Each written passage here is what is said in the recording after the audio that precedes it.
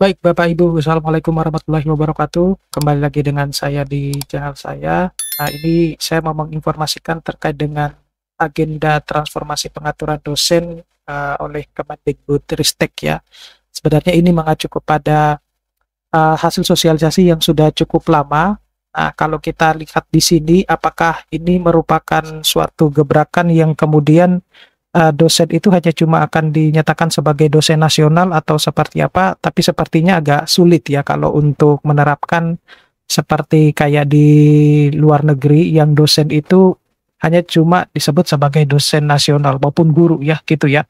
Nah, tapi sebelum kita memulai informasi yang akan saya share, yang akan saya bahas ini, saya mau menginformasikan kepada teman-teman dosen yang mungkin kesulitan untuk menulis artikel ilmiah yang ditargetkan untuk dipublikasikan di jurnal internasional, Scopus, ya, yang kemudian jurnal nasional, baik Sinta 1 hingga Sinta 6, penulisan buku referensi, buku ajar, maupun kegiatan Tridharma yang lain, ya, termasuk kepembimbingan penulisan artikel. Bapak Ibu dosen bisa mendownloadnya promptingnya melalui link yang sudah saya sediakan pada deskripsi dari video YouTube saya, ataupun informasi terkait dengan webinar penulisan artikel dan lain sebagainya bisa dicek di Instagram saya ataupun di Facebook saya dan juga di tweet saya.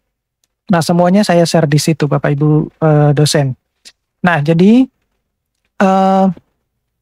kembali ke topik utama, jadi ini adalah agenda transformasi pengaturan dosen oleh Kemendikbudristek ya. Kalau kita lihat pada prerequisite 1 itu dosen bukan lagi sepertinya ASN, tapi kita akan bahas one by one. Jadi menggantikan pengolahan dosen secara terpusat ini menjadi penilaian kinerja terdesentralisasi ya, berbasis visi misi diferensiasi perguruan tinggi ya gitu. Jadi kalau kita lihat ya di negara-negara yang pendidikannya maju itu tidak mengenal adanya dosen PNS ya maupun non PNS, semuanya adalah dosen nasional sehingga mereka terkontrol kemudian tervalidasi maupun sering mendapatkan reward dari pemerintah. Jadi tidak membagi-bagikan ya,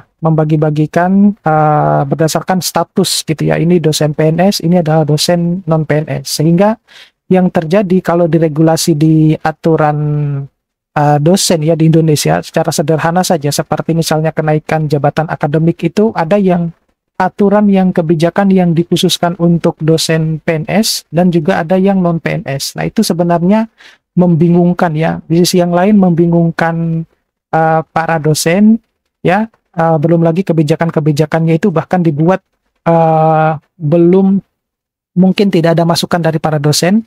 Dan perlu juga diketahui pembuatan aturan kebijakan itu memakan biaya yang cukup besar. Nah, semacam itu. Nah, apakah kemudian ke depannya itu dosen hanya cuma akan disebut sebagai dosen nasional ya, tidak ada lagi istilah ASN atau PNS dan lain sebagainya. Nah, kita lihat apa yang akan terjadi di perkembangan ke depannya gitu. Nah, tapi mudah-mudahan kembali lagi kepada Bapak Ibu dosen ya, apakah ini Bapak Ibu setuju atau tidak ya. Tetapi secara garis besar, kalau kita lihat dari skema prerequisite 1 hingga prerequisite 5 ini, apakah kemudian ini bisa dikategorikan bahwa kedepannya dosen ini cuma sebagai dosen nasional. Sebelumnya juga saya disclaimer dulu, kalau misalnya terdapat kesalahan dalam penjelasan ini, saya mohon untuk dikoreksi ya terkait dengan ini, karena kita sama-sama belajar informasi terkait dengan perkembangan dunia dosen gitu ya. Nah, kalau kita lihat bagaimana ada 300.000 dosen itu dapat bekerja semakin produktif ya, sesuai dengan visi misi diferensiasi perguruan tinggi masing-masing dengan beban administrasi yang minim ya. Sebenarnya yang menciptakan administrasi minim atau tidak itu sebenarnya dari kebijakan ya, karena kadang kita sudah memenuhi kebijakan A tetapi muncul kebijakan baru yang memaksakan para dosen itu harus super aktif untuk menyelesaikan berbagai macam administrasi yang kadang tidak terlalu begitu penting ya. Contoh kecilnya seperti misalnya akreditasi ya. Ada sekitar, untuk yang program studi itu sendiri ada sekitar 68 borang atau instrumen yang harus diselesaikan ya, dan itu cukup memakan waktu ya. Berbeda sekali dengan sistem akreditasi yang ada di luar negeri ya.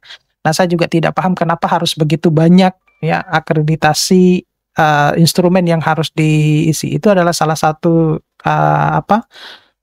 satu standar yang membuat kita itu sepertinya tidak akan terlepas dari administrasi. Nah, belum lagi administrasi yang lain ya, seperti misalnya dalam pengusulan jabatan akademik dosen yang harus correspondingnya itu harus dilampirkan dan lain sebagainya. Nah, itu cukup memakan waktu ya. Kalau hanya cuma 1-2 artikel sih tidak apa-apa. Tapi kalau misalnya dalam proses yang lama itu dia belum pernah mengajukan jabatan akademik atau kenaikan jabatan akademik, kemudian harus mengurus begitu banyak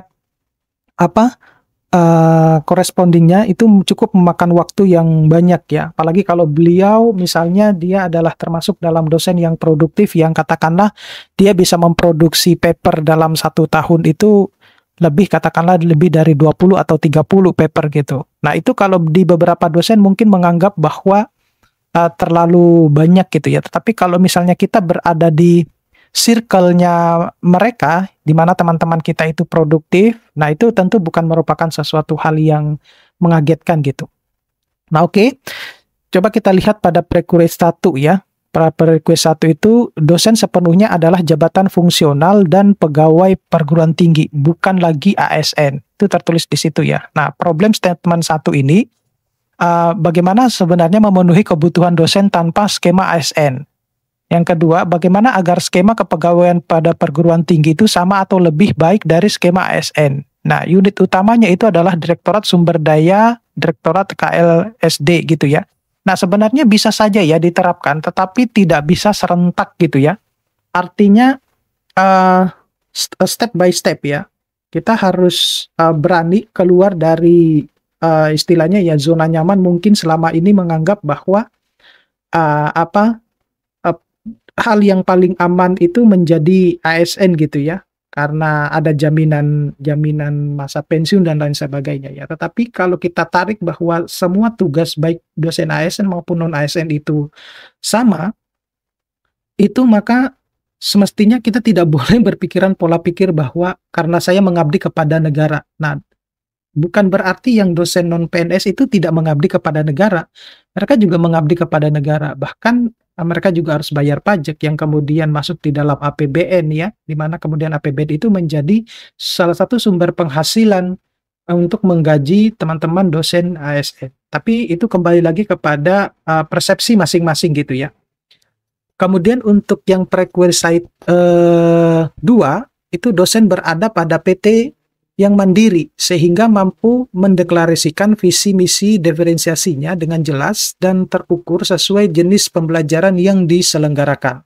Nah, permasalahannya itu adalah bagaimana mengukur dan meningkatkan kemandirian 4.000 perguruan tinggi dengan ragam konteks dan kondisinya. Nah, unit utamanya adalah Direktorat Kelembagaan atau Direktorat KLSD.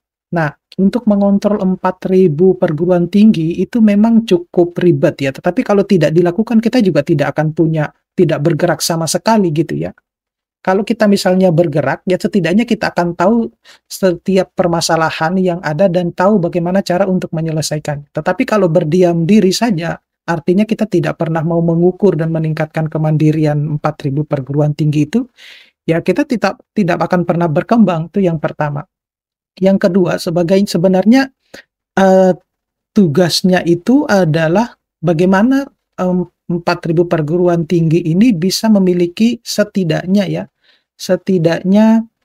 kualitas yang tidak terlalu besar gitu ya, gap-nya. Nah, itu bisa saja seperti itu. Nah, kenapa demikian? Ya, kita mulai dari peningkatan kualitas sumber daya manusianya gitu ya. Kalau kita misalnya menerapkan kayak seperti di negara-negara yang lain, kita mulai step by step itu, mulai dari hal-hal yang ini, kita sudah harus mengurangi SDM misalnya yang lulusan magister seperti itu. Ya, ini demi untuk peningkatan kualitas SDM ya. Itu kembali lagi bahwa pasti ada yang kontroversi gitu ya. Tidak setuju dengan hal tersebut. Tetapi kalau memang sebenarnya kalau kita melihat dari kualitas SDM memang kita masih sangat jauh ya dibandingkan dengan dibandingkan dengan negara-negara yang lain ya. Kita akan selalu membandingkan dengan negara yang lain yang notabene pendidikannya itu lebih maju ya, karena salah satunya adalah adanya peningkatan SDM. Nah, kemudian adalah prerequisite 3 itu perguruan tinggi itu memperoleh pendanaan yang cukup untuk menyelenggarakan pendidikan tinggi dan pengolahan dosen. Nah, ini ada kaitannya dengan kemudian universitas itu dibagi menjadi beberapa kategori, ada PTNBH, BLU, kemudian Satker dan lain sebagainya ya. Sehingga pengolahan pendanaannya itu mereka diberikan kebebasan untuk melakukan pengolahan pendanaan tersebut. Nah, permasalahannya itu adalah berapa besar dana yang dibutuhkan oleh perguruan tinggi untuk mengolah dosen secara mandiri gitu ya. Karena beberapa universitas terutama PTN itu sudah mengangkat dosen secara mandiri tanpa harus dalam keterikatan sebagai dosen ASN gitu ya. Kemudian bagaimana memastikan kebutuhan dana tersebut itu dapat dipenuhi. Nah, kalau saya lihat skema yang mereka terapkan itu adalah skema sistem kontrak ya, dalam 10 tahun. Kalau yang saya ketahui semacam itu. Saya mohon dikoreksi kalau salah. Itu skemanya adalah sistem kontrak. Jadi dikontrak selama 10 tahun, kemudian dievaluasi berdasarkan dari kinerjanya gitu. Nah, pertanyaannya adalah kalau misalnya kinerjanya tidak begitu bagus berdasarkan standar yang mereka tetapkan, maka itu juga akan mempengaruhi semakin banyak juga menimbulkan pengangguran gitu ya. Nah, unit utamanya itu adalah Setjen Diktiristek, kemudian Setjen Vokasi dan Biro Perencanaan. Kemudian kalau kita lihat untuk yang prerequisite 4 ini, itu adalah pengolahan dosen dilakukan oleh perguruan tinggi dengan acuan NSPK dari kementerian serta terdiferensiasi untuk jenis dosen akademik, vokasi maupun profesi. Nah, permasalahannya itu adalah bagaimana NSPK, dosen, akademik, vokasi, dan profesi itu, kemudian bagaimana pembagian peran pusat, perguruan tinggi, dan LL-Dikti dalam mengelola dosennya, gitu ya. Nah, unit utamanya itu adalah Kitdaya, KLSD, Biro SDM, Kemenpan RB, dan BKN, gitu. Nah, kemudian yang selanjutnya itu adalah yang prerequisite 5.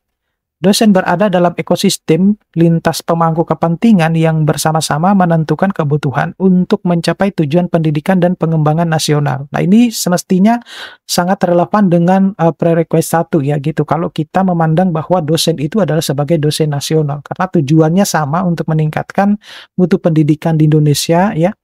Kemudian problem statement-nya itu bagaimana memfasilitasi proses perumusan tujuan dan kebutuhan bersama ini.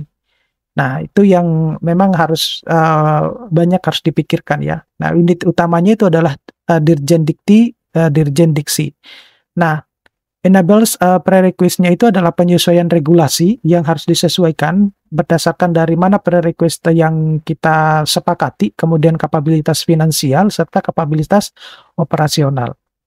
Oke, mudah-mudahan ini bisa bermanfaat Bapak Ibu dosen. Nanti kita akan ketemu pada video-video berikutnya. Saya Ri. Assalamualaikum warahmatullahi wabarakatuh.